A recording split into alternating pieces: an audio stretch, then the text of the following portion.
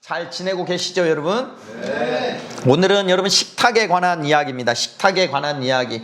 사실 오늘 말씀 제목이 뭐냐면 거룩한 식탁. 네, 빵과 영혼이 만나는 자리예요. 오늘 말씀을 들으면서 우리 젊은 친구들은 나중에 내가 결혼해서 이런 가정의 분위기를 만들어야 되겠다, 이런 식탁의 자리를 만들어야 되겠다, 그런 마음을 가지고 말씀을 들으셨으면 좋겠고, 우리 어르신들은 우리 가정의 모습을 생각해보면서 어떻게 하나님 아버지 앞에 다시금 아름다운 가정의 모습으로 회복될지 꿈꾸며 소망하며 말씀을 들으셨으면 좋겠습니다.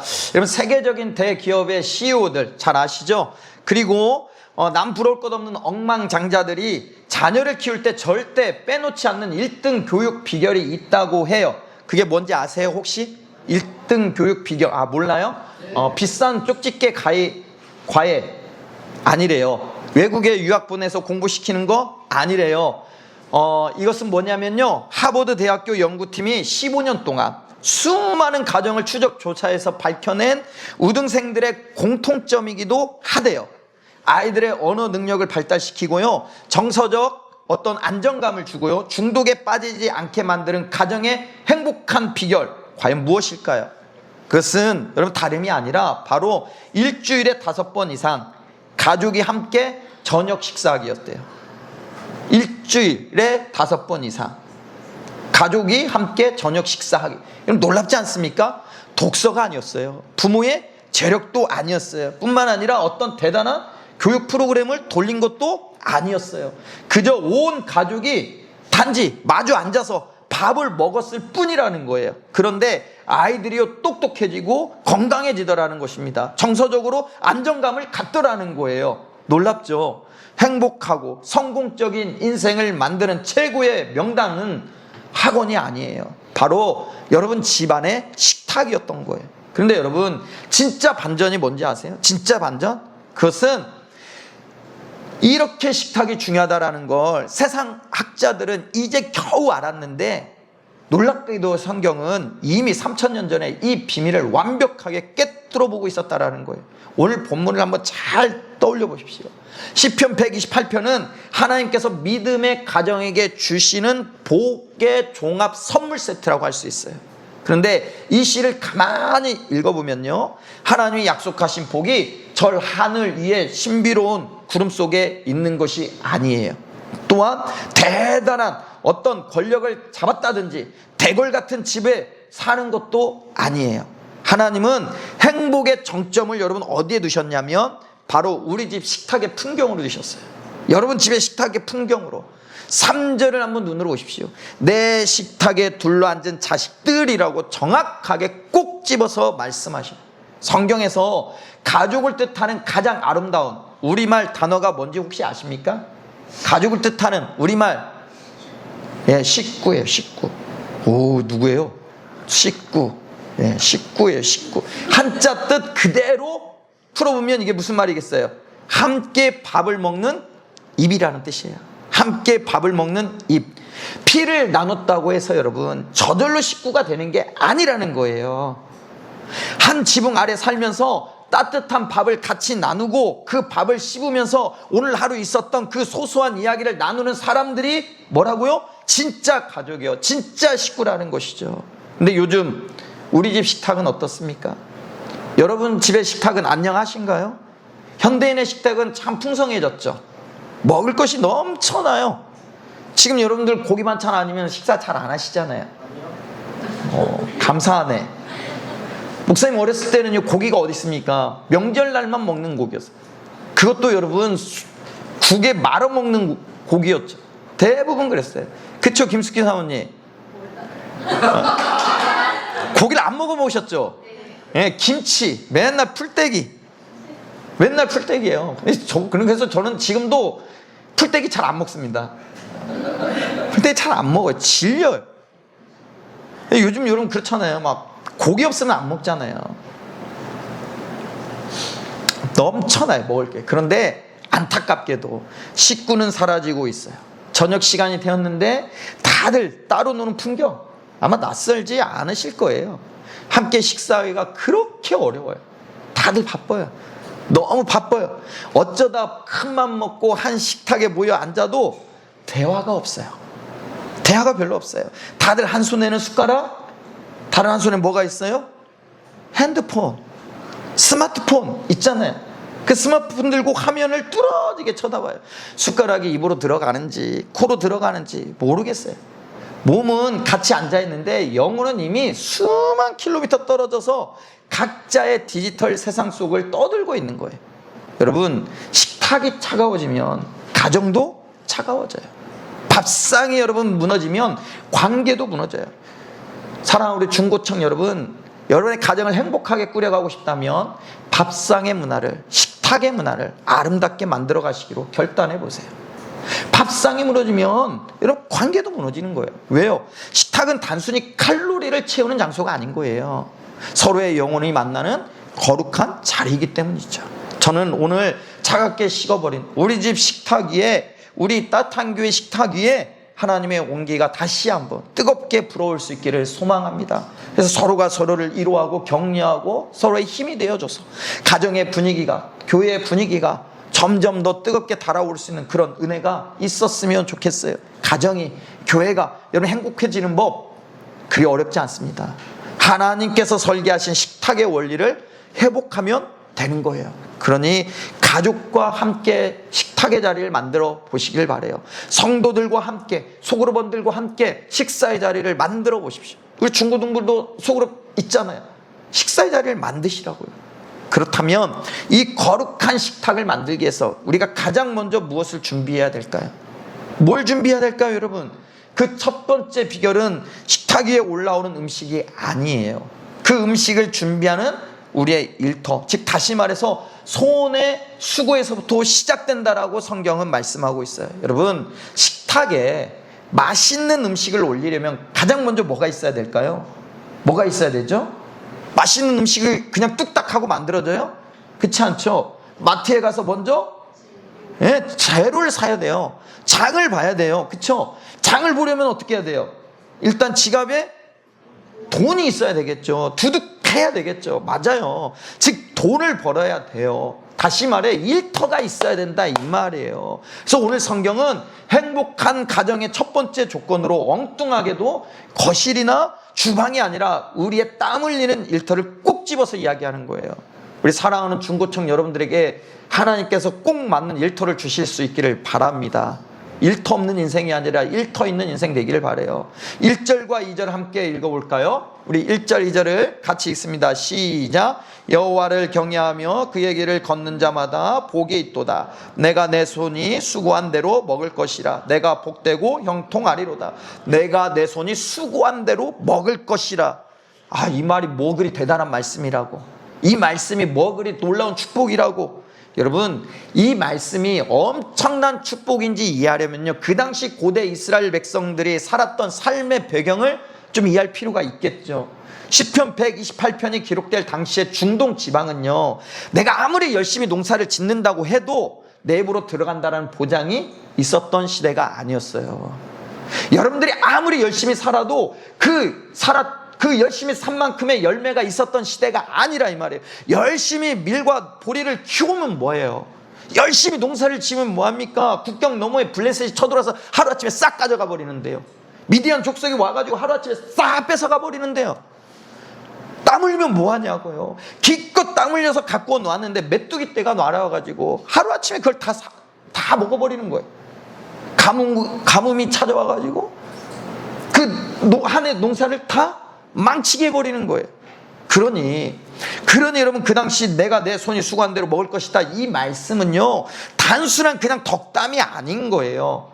이방의 약탈로부터 하나님께서 너희들을 지켜주실 것이고 가뭄과 기근 속에서도 내 농가 밭을 보호해 주시겠다는 엄청난 안전의 보장이자 약속이자 여러분 최고의 복이자 형통이었어요. 누구에게요?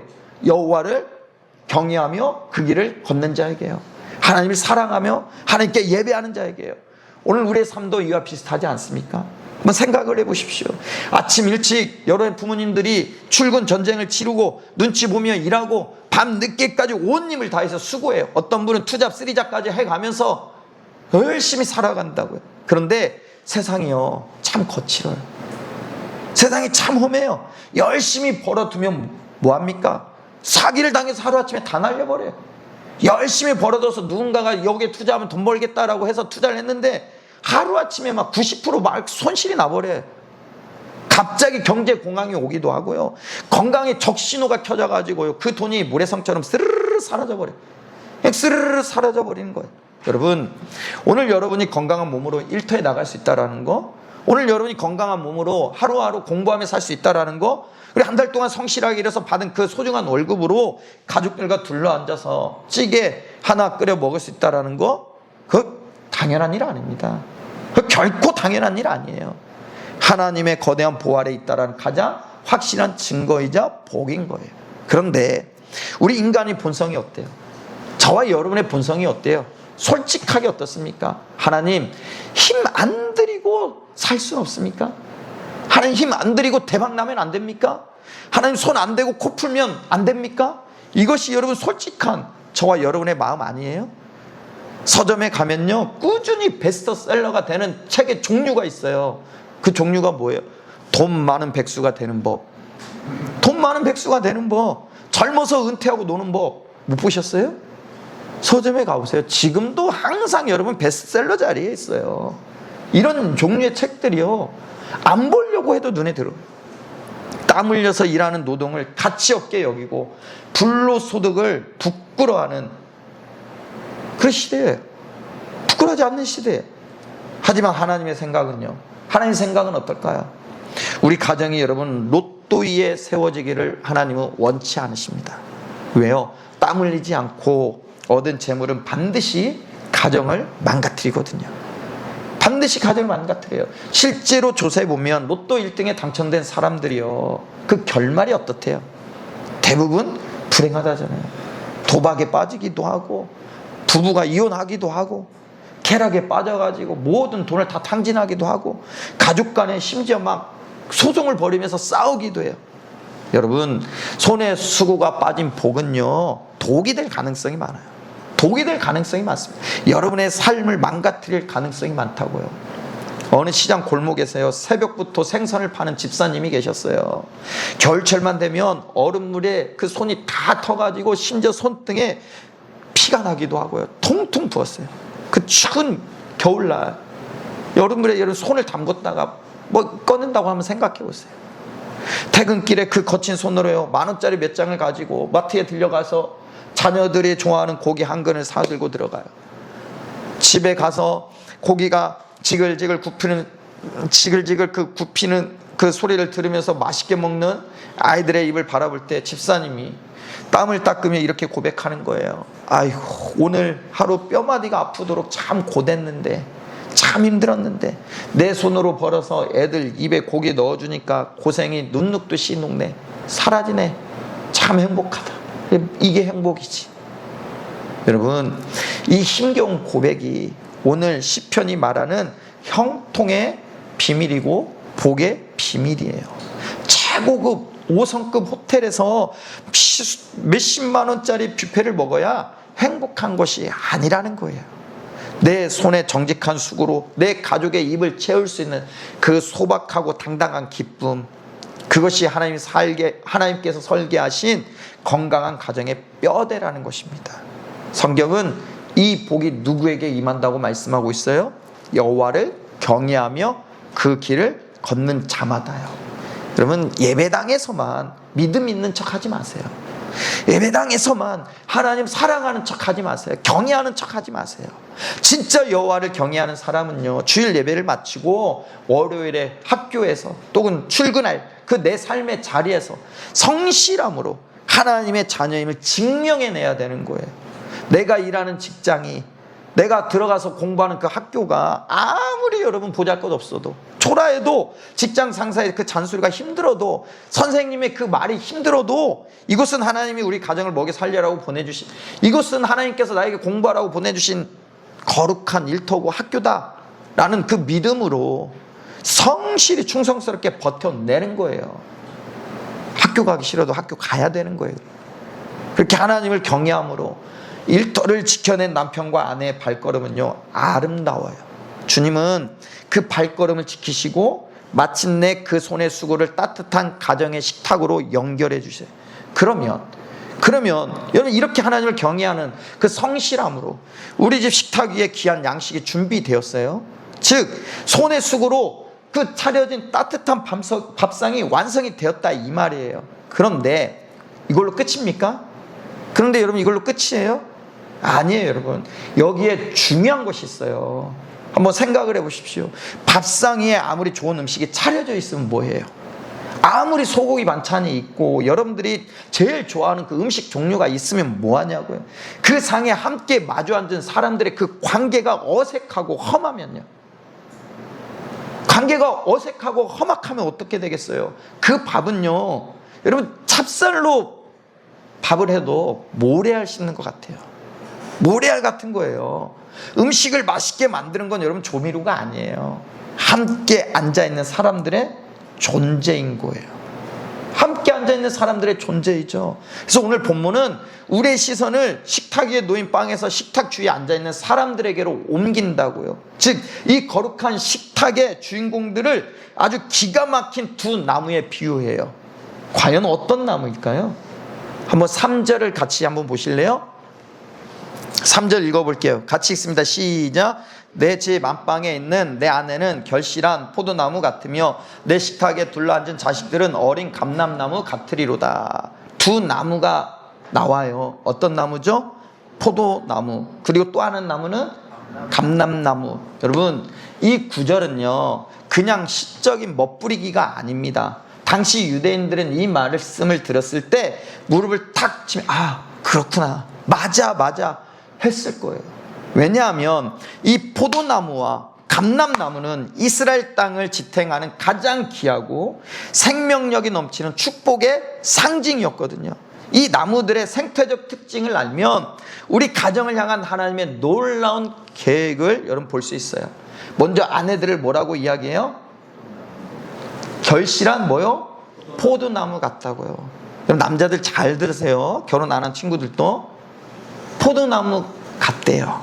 유대 광야의 뜨거운 햇볕 아래서 포도나무는요 아주 넓고 푸른 잎사귀를 뻗어서 시원한 뭘 만들어낼까요? 그늘을 만들어줘요. 그래서 나그네들이 그 그늘 아래서 쉼을 얻죠. 그리고 무엇보다도 그 보랏빛 탐스러운 열매로 집을 짜서 사람들의 마음을 달콤하게 하고 즐겁게 만들어줘요.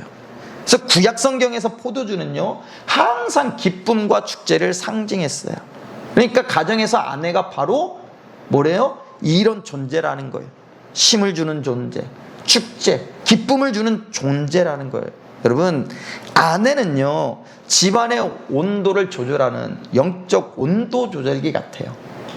생각해 보십시오. 신기하게도요 여러분의 엄마가 아내가 웃으면 온 집안이 웃어요. 온 집안이 축제 분위기가 된다고요. 근데 반대로 아내의 안색이, 엄마의 안색이 어두우면요 아무리 좋은 집에 살아도 집안 공기가 얼어붙어 버려요. 그쵸 윤성아? 아니야? 엄마 안색에 따라서 집안 분위기가 바뀌지 않아? 안 바뀌어? 눈치가 없구나. 네. 그렇잖아요 여러분. 생각해 보십시오. 아내분들 환하게 웃을 때, 엄마가 환하게 웃을 때 집안 분위기도 환해지는 거예요. 그쵸? 저희 집에 몇 주 동안 아내가 없었잖아요. 수술하느라고. 야 집안이요 그렇게 썰렁할 수가 없어요. 그냥 조용해요. 그냥 조용해. 원래 뭐 제 아내가 소리가 크기도 하지만 그냥 조용해. 그냥 조용해. 애들이 있는지 없는지 때로는 모를 정도로.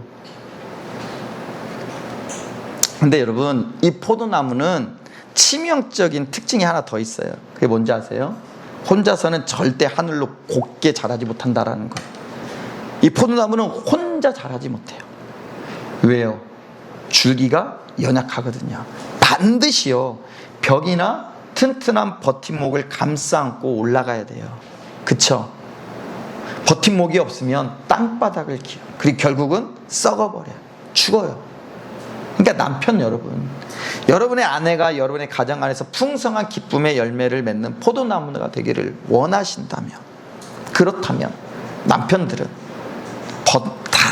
그 아내들의 든든한 버팀목이 되어주셔야 되는 거예요. 버팀목. 당신이 집에서 하는 일이 도대체 뭐가 있어? 깎아내리는 것은요, 포도나무 줄기를 가위로 싹둑하고 잘라버리는 것과 같은 거예요. 남편의 따뜻한 위로와 격려라는 그 버팀목이 있을 때 아내는 비로소 가정을 천국으로 만드는 결실한 포도나무가 되는 거예요. 그러니까 우리 중고층 남자들, 아내의 든든한 버팀목이 되기로 결단하시길 바래요.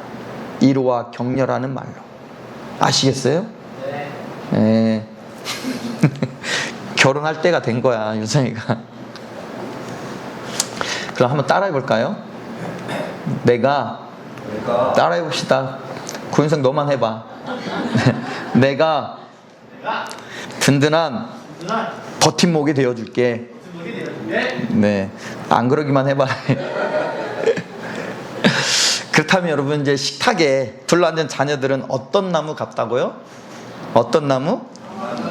어린 감람나무예요. 감람나무. 이 감람나무가 뭐예요? 올리브나무. 올리브유 아시죠? 예, 올리브나무. 예, 이 감람나무의 생태는 정말 여러분 눈물겨워요. 이 나무는요, 적박한 바위 틈에 심어도 끈질기게 뿌리를 내려요. 죽는 게 아니에요. 그러니까 여러분의 생명력이 어마어마한 거예요. 끈질기게 뿌리를 내려요. 그런데 문제는 뭐냐면 자라는 속도가 정말 기가 막히게 너무 느려. 엄청나게 느려요.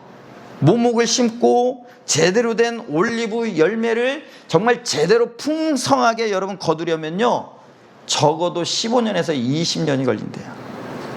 15년에서 20년이라 그 긴 세월.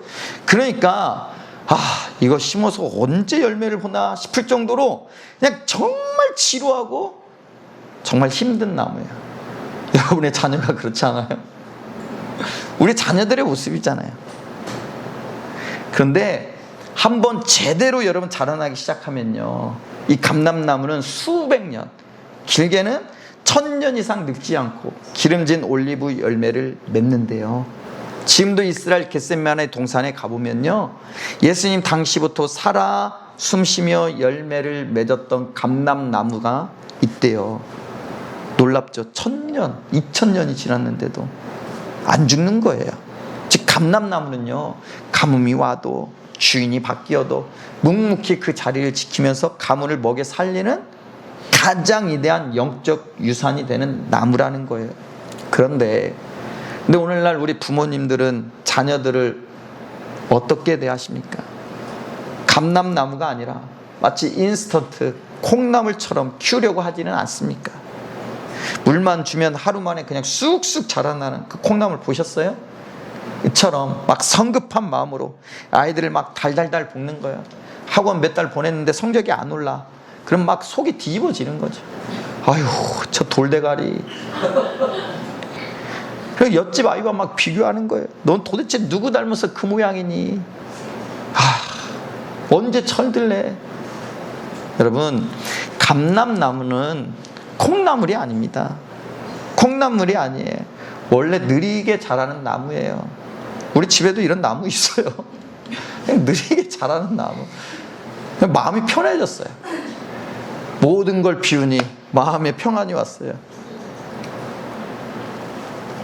지금 우리 집 아이가 조금 부족해 보이고 속을 썩이고 행동이 느려도 너무 낙심하지 마세요. 그 아이는 지금 이 척박한 세상 속에서 영적인 뿌리를 깊이 내리는 중이거든요. 20년 뒤, 30년 뒤, 그리고 대를 이어서 우리 가문과 이 시대를 먹이 살릴 거대한 올리브 나무로 자라고 있는 소망의 묘목인 거예요. 이 믿음을 가지고 여러분의 자녀를 축복해 주세요. 그 아이들 식탁에 앉혀놓고 믿음의 눈으로 바라보면서 축복해 주는 거, 그것이 여러분 우리 부모님들의 사명인 거예요. 그렇다면 이제 우리 집 식탁의 그림이 어느 정도 그려졌어요. 아름답고 푸르게 남편이라는 든든한 버팀목을 의지해서 풍성한 기쁨을 맺는 포도나무가 있고요, 그 상 주위로 장차 가문을 빛낼 파릿파릿한 자녀 감람나무들이 있어요. 그런데 여기서 또 중요한 것이 있어요. 그것은 바로 식탁에 이들이 둘러 앉아 있어야 된다라는 거예요. 그냥 식탁에 멀찍 서 있는 게 아니에요. 그냥 식탁에 서 있는 게 아니라, 여러분, 아무리 좋은 나무들이 모여 있어도요, 서로 등을 돌리고 있거나 각자 딴청을 피우고 있으면 아무 일도 일어나지 않습니다. 하나님이 설계하신 식탁에는 서로의 눈과 눈이 마주치는 기하학적인 신비가 있어요. 3절 뒷부분을 눈으로 한번 보십시오. 내 식탁에 둘러앉은 자식들은 이라고 이야기해요. 둘러앉은. 여기서 둘러앉다라는 표현에 아주 놀라운 비밀이 있는 거예요. 히브리어로 이 둘러앉다라는 것은 사비부라고 하는데요, 이것은 사방을 삥 둘러싸서, 저 보이죠? 삥 둘러싸서 완벽한 원을 그리다라는 의미를 가지고 있어요. 고대 이스라엘 사이에서요, 식탁에 둘러앉아 빵을 나누는 이 행위는 단순히 여러분 배를 채우는 행위가 아니에요. 그것은 우리가 하나라는 뜻이에요. 당신과 내가 하나이고 이제는 당신과 나는 서로 해치지 않는 적의 관계가 아니다. 나는 당신을 끝까지 보호하겠다라는 그런 강력한 평화의 협정이자 영적인 연합의 선언이에요. 그래서 여러분, 야곱이 바단 아람의 집에서 나왔을 때 그 바단 아람의 삼촌이 막 쫓아와가지고 그를 해하려고 하잖아요. 근데 나중에 이들과 같이 함께 식사하거든요. 식사할 때 그 의미가 뭐예요? 당신과 나는 절대 적이 아니다. 해치지 않겠다. 당신과 나는 평화의 그 관계를 잇는 사람이다라는 그 의미가 있는 거예요. 그래서 유대인들은요, 아무리 미운 사람이라도 일단 식탁에 둘러앉아 빵을 같이 떼고 나면 그 사람을 절대로 미워하지 않아요. 원수로 대하지 않습니다. 식탁은 상처를 치유하고 막힌 담을 허무는 하나님의 거룩한 은혜의 통로예요. 예수님의 사역도 보세요. 예수님은요, 사람들을 변화시킬 때 어떤 웅장한 궁궐로 사람들을 오라고 한 게 아니에요. 세미나실을 찾은 것도 아니에요. 늘 삐걱거리는 식탁을 찾으셨다고요. 삭개오의 집에 들어가서 가장 먼저 하신 일이 뭐예요? 삭개오야, 내려오너라. 오늘 내가 내 집에 유하여야 되겠다. 무슨 말이에요? 오늘 내가 너와 함께 밥을 먹어야 되겠다라는 의미예요.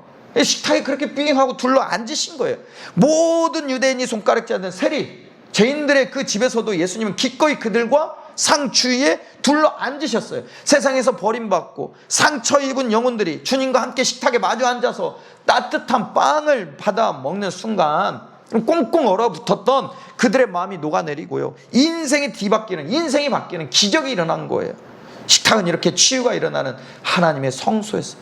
그만큼 함께 밥을 먹고 서로 밥을 먹는 것이 굉장히 중요한 거예요. 그렇다면 왜 하필 여러분 둘러앉는 것일까요? 왜 하필 둘러앉냐 이 말이에요. 왜 이렇게 저렇게 빙 원을 그리면서 둘러앉으면 왜 그럴까요? 그러면 구조적으로 반드시 여러분 서로의 눈과 얼굴을 정면으로 마주보게 되어 있거든요. 앞사람이 숟가락을 들 때 손이 떨리는지 안 떨리는지 보인다고요. 오늘 아내의 얼굴빛이 어떤지, 학교에서 돌아온 아들의 눈동자가 왜 흔들리는지 식탁에 둘러 앉아 있으면 그것이 보이고 들리는 거예요. 식탁은 서로의 영혼을 살피는 가장 여러분 가까운 현미경 같은 거예요. 근데 오늘날 우리의 식탁은 어떻습니까? 여러분의 식탁은 어때요? 사단이요, 현대 가정을 무너뜨리기 위해서 쳐놓은 가장 거대한 큰 덫이 있어요. 그게 뭔지 아십니까? 바로 여러분 스마트폰이에요. 여러분들이 사랑하는 내 몸과 같이 분수인과 같은 그 스마트폰. 어느 가정의 저녁 식사 시간의 모습 한번 떠올려 보십시오. 엄마가 땀 흘려서 정성껏 음식을 해요. 정성껏 음식을 해서 애들아 밥 먹자고 막 가족들을 불러 모은다고요. 모처럼 온 식구가 식탁에 둘러 앉았어요. 근데 이상한 침묵이 흘러요. 아빠는 한 손으로 숟가락을 들고 눈은 식탁 위에 세워진 스마트폰 뉴스를 봐요. 아들은 밥을 입에 우겨 넣으면서 스마트폰으로 뭘 해요? 게임 영상을 봐요. 딸은 샐러드를 뒤적뒤적거리면서 친구들의 SNS를 구경해요. 엄마는 그 모습을 보며 한숨을 쉬죠. 여러분, 이 모습은요, 식탁에 둘러앉은 게 아니에요. 각자 스마트폰이라는 가상의 벽을 앞에 두고 서로에게 등 돌리고 앉아있는 고립된 섬들의 모임인 것이죠. 몸은요 1m도 안 되는 거리에 있어요. 그런데 영혼은 이미 수만 길로 떨어져서 각자의 디지털 세상 속을 방황하고 있는 거예요. 식탁 위에서 시선이 마주치지 않으니까 뭐가 사라져요? 대화가 사라져요. 대화가 사라지니까 서로의 상처를 아래챌 길이 없어요. 밥을 같이 먹어도 외로워요. 먹어도 배가 고파요. 그 이유가 바로 여기에 있는 거예요. 행복한 가정이 되려면 이 식탁의 구조가 바뀌어야 되는 거예요. 이 식탁의 구조가 일주일에 단 2번이라도 괜찮아요. 3번이라도 괜찮아요. 식탁 위에 올라오는 메뉴에 신경 쓰지 마시고, 반찬이 뭔지 신경 쓰지 마시고, 식탁 위에 흐르는 시선과 대화를 리모델링 해야 되는 거예요. 밥상이 차려지면 모든 디지털 기계의 전원을 끄거나 아니면 한쪽으로 좀 치워놓는 그런 규칙을 한번 만들어 보세요. 어느 유학 중인 자녀를 둔 집사님 가정에 오랜만에 아들이 방학을 맞아서 집으로 돌아왔대요. 엄마는 아들이 제일 좋아하는 불고기를 한가득 차려냈어요. 예, 당연히 그렇게 했겠죠. 막 설레는 마음으로 아들을 기다렸어요. 그런데 아들이 식사 내내 스마트폰만 붙잡고 친구들과 메시지를 주고받느라 정신이 없는 거예요. 엄마가 참다 못해 숟가락을 탁 놓으면서 서운한 기색을 내비쳤죠. 그때 묵묵히 밥을 드시던 아버지가 아들을 바라보면서 이렇게 말씀하시는 거예요. 아들아, 너가 멀리 떠나 있는 동안 야비는 네 얼굴을 보면서 밥 먹는 순간을 매일 밤 기도하면서 기다렸단다. 너랑 이제 밥 먹을 횟수가 얼마나 남았겠니? 아들이요, 그 말에 충격을 받고 스마트폰을 내려놨어요. 그리고 그날 저녁 세 식구는 3시간 동안 눈물을 흘리면서 그동안 못다한 마음의 이야기들을 쏟아냈어요. 그 차가웠던 식탁이요, 그날 밤 세상에서 가장 따뜻한 천국의 잔치상으로 그런 변해버린 거예요. 사랑하는 성도 여러분, 식탁에 둘러 앉아 서로의 눈을 맞추고 따뜻한 법을 나누면서 오늘 하루도 참 수고했어 라고 말해주는 이 소박한 풍경이요, 바로 하나님이 우리에게 원하시는 진짜 행복의 모습인 거예요. 근데 솔직히 한번 상상해 보십시오. 솔직히 한번 생각해 보세요. 이걸 우리가 몰라요? 이걸 우리가 모를까요? 아니요, 다 알아요. 그런데 안 돼요. 안 된다고요. 즉, 내 힘과 나의 결단만으로는 안 되더라는 거예요. 집에 가자마자 스마트폰 딱 치우고 남편을 보면서 오, 나의 든든한 버팀목이여 하고 그럴 수 있어요? 또 속썩이는 그 자식들 보면서 오, 나의 천년갈 감람나무여 그럴 수 있습니까? 없어요. 주의 자비가 매일 내 안에 흘러나와야 되는데 안 나오더라는 거예요. 네, 며칠은 억지로 흉내낼 수는 있어요. 하지만 내 안에 미천이 다 드러나면요, 바닥이 드러나면요, 나도 모르게 거친 말이 툭 하고 튀어나오고요, 그날의 식탁은 다시 싸늘해져 버리고 그냥 어색해져요. 하나님은 우리의 이런 한계를 너무너무 잘 아셨어요. 이런 우리의 부족함을 너무너무 잘 아셨어요. 그래서 오늘 본문 5절에서 시인의 입을 통해 아주 놀라운 말씀을 하십니다. 5절 한번 보실래요? 5절 같이 읽습니다. 시작.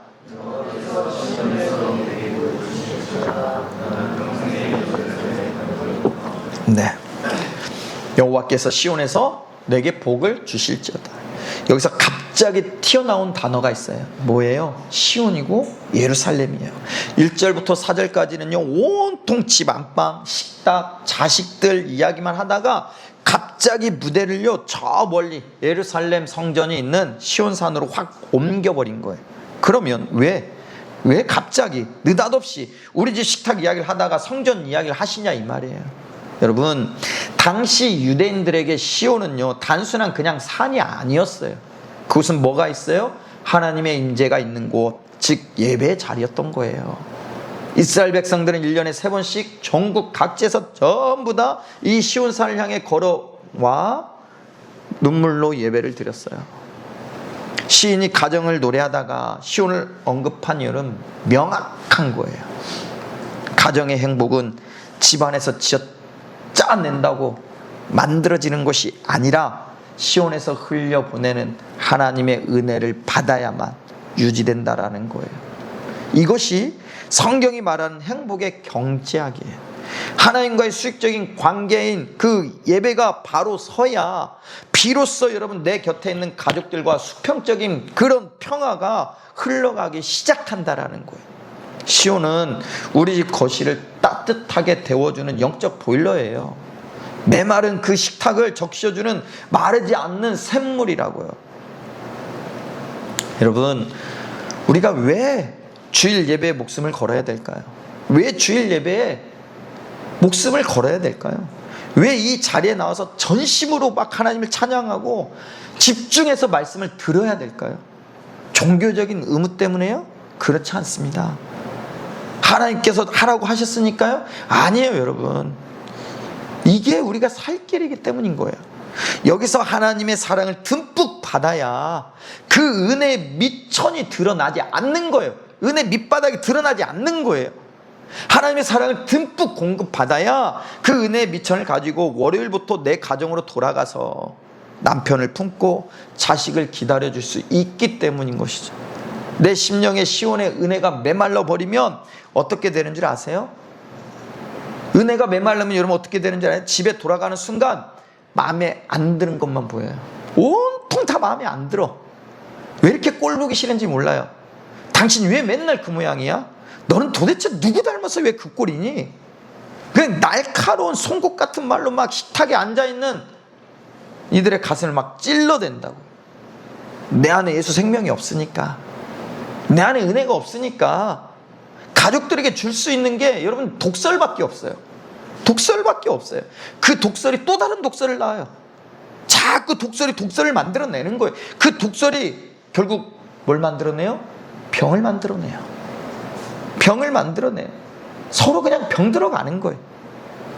돌이킬 수 없는 강을 건너버리죠. 어느 교회 여집사님이요, 남편이 교회를 안 다니고 속을 썩이고 사업은 늘 휘청휘청거렸어요. 매일 저녁 밥상을 차릴 때마다 한숨과 원망이 가득한 거죠. 국을 끓여도 그냥 짜증 섞인 손길로 끓이니까 이건 밥상이 아니라 그냥 독상인 거예요. 빨리 먹고 죽어라. 독상이죠. 그러던 어느 날 이 집사님이 주일 예배 시간에 설교를 듣다가 은혜를 받고 깨달아 버렸어요. 아, 내 안에 은혜가 메말랐구나. 내가 강팍해졌구나. 하나님, 제가 시온의 복을 잃어버렸네요. 하나님, 나를 불쌍히 여겨주십시오. 주님의 은혜 없이 내 힘으로 가정을 꾸리려고 하니까 하나님 지옥이 되어버렸습니다. 다시 나에게 은혜를 회복시켜 주십시오. 하나님 살려주십시오. 그날 이후 집사님은 예배의 자리를 사수하기 시작했어요. 그냥 마음이 간절하니까 예배에 집중했던 거예요. 그냥 은혜가 부어졌어요. 은혜가 부어지니까 기쁨이 일어나기 시작한 거예요. 은혜로 가득 채우고 집으로 돌아간 거죠. 여전히 남편은 늦게 돌아와요. 형편은 별로 변한 게 없어요. 그런데 집사님 마음에 시온의 평강이 임하니까 식탁이 달라졌어요. 늦게 들어온 남편의 그 거친 손을 잡으면서 옛날 같았으면 아유, 이 썩을 인간 그랬을 텐데, 여보, 밖에서 기 안 펴고 사느라 얼마나 고생이 많아요. 얼른 밥 드세요 하고 따뜻한 국을 내놓는 거예요. 남편이 그 국을 먹다가 마음이 녹아버렸어요. 그리고 얼마 뒤 이분이 아내의 손을 잡고 예배의 자리로 함께 나왔다라는 거예요. 우리 교회 안에도 이런 일이 있어야 되지 않겠습니까? 여러분, 시온의 복이 흘러가니까 깨어진 식탁이 살아난 거예요. 살아난 거라고. 보세요. 예배를 통해 시온의 복이 임한 가정에 하나님께서 최종적으로 찍어주시는 도장이 있어요. 그게 무엇인지 아십니까? 6절 한번 보실래요? 6절 같이 읽습니다. 시작. 내 자식의 자식을 볼지어다. 이스라엘에게 평강이 있을지어다. 이게 무슨 말일까요? 무슨 의미일까요? 단순히 오래 산다라는 의미일까요? 아닙니다. 내가 시온에서 받은 예배의 감격과 거룩한 식탁의 유산이 내 자녀를 넘어서 그 자녀가 낳은 손자까지, 증손자에 대해 이르기까지 믿음의 가문으로 끊어지지 않고 흘러내려갈 것이라는 영적 명문 가문의 약속인 거예요. 보장인 거예요. 우리 부모가 하나님을 경외하며 따뜻한 식탁을 지켜내는 모습을 보고 자란 아이들은요, 나중에 자라서 결혼하면 똑같이 자기 집 거실에 거룩한 식탁을 차려냅니다. 그리고 그들의 자녀에게 하나님의 복을 전수하죠. 얼마나 가슴 뛰고 위대한 일이에요. 여러분의 가정에 이런 은혜가 좀 있었으면 좋겠습니다. 근데 여러분 그거 아셔요? 세계에서 아무리 가장 비싸고 훌륭한 요리책을 가지고 있다 할지라도, 아무리 대단한 요리사의 레시피가 여러분의 스마트폰에 저장되어 있다고 할지라도, 내가 주방으로 가서 가스불을 켜고 칼을 들지 않으면 내 배를 채울 수 있는 빵은 단 한 조각도 여러분 만들어낼 수 없어요. 단 한 조각도 만들어지지 않습니다.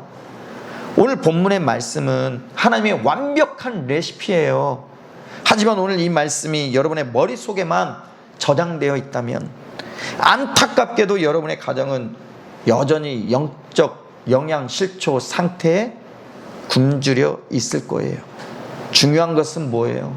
이제 이 레시피를 듣고 진짜 우리 집 주방으로, 우리 집 거실로 여러분들이 참여하는 그 소그룹으로 걸어가 요리를 시작하는 거예요. 어쩌면 오늘 이 자리에 앉아 계신 분들 중에 마음이 굉장히 부담스러운 분들이 계실지도 모르겠어요. 저도 마찬가지예요.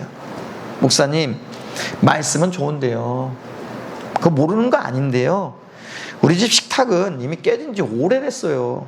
서로 마주 앉으면 싸우기 바빠요. 자식들과 대화가 단절된 지 몇 달이 지났는지 몰라요. 이제 와서 둘러앉아서 무슨 밥상이에요. 서로 어색하게. 에이, 그냥 혼자 먹는 게 편해요. 하지만 여러분, 그렇다고 여러분 포기하지 마세요. 저희도 별반 차이가 없어요. 우리 예수님이 어떤 분이십니까? 보리떡 5개와 물고기 2마리라는 세상에서 가장 초라하고 보잘것없는 도시락 하나를 손에 쥐시고 하늘을 우러러 축사하셨을 때 그 빈들에 모인 5,000명이 넘는 사람들을 배불리 먹이시고도 자그마치 12바구니를 남기신 오병이어의 기적을 베푸신 진짜 식탁의 주인 아니십니까? 여러분의 가정이 지금 빈들 같습니까? 먹을 것이 없고 사랑이 메말라 텅 비어버린 식탁 같습니까? 괜찮아요. 오늘 여러분이 이 시온의 예배를 통해서 받은 아주 작은 은혜의 보리떡 하나를 믿음으로 손에 쥐고 예수님의 이름으로 여러분 집 식탁 위에 한번 올려놓으세요. 주님이 그에 축복하시고 역사하시면 얼어붙었던 가족들의 마음이 녹아내리고 깨어진 관계가 풍성하게 살아나는 기적이 일어나게 될 거예요. 사랑하는 성도 여러분, 집의 평수가 행복을 결정하는 것이 아닙니다. 밥상 위에 올라오는 소고기가 행복을 결정하는 것도 아니에요. 그 식탁 위에 하나님의 사랑이 흐르고 있는가, 빵을 나누면서 영혼을 채우고 있는가가 진짜 행복을 결정하는 거예요. 오늘 집에 돌아가시면 아내의 손을 잡고, 여러분 부모의 손을 잡고, 남편의 손을 잡고 방에 앉아있는 자녀들을 불러 모아서 식탁에 한번 둘러 앉아보세요. 그리고 스마트폰을 잠시 내려놓고 치워놓고 서로의 눈을 바라보면서 이렇게 한번 고백해보세요. 얘들아, 여보, 그동안 바쁘다는 핑계로 마음을 나누지 못해서 미안해. 내 손이 수고로 너희들을 먹을 수 있어서 감사하고, 당신이 내 버팀목이 되어줘서 고맙고, 너희들이 내 자식이라서 너무 자랑스럽고,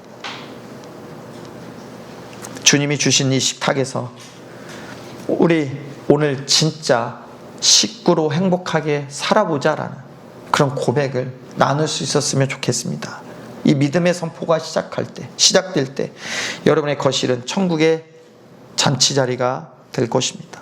이제 여러분의 집집마다 시온에서 주시는 마르지 않는 하나님의 복이 가득하기를 소망합니다. 여러분의 평생에 예루살렘의 번영을 보고 여러분의 대를 이어서 자식에 이르기까지 거룩한 식탁에서 피어나는 주님의 평강이 영원토록 함께하기를 주님의 이름으로 축복합니다.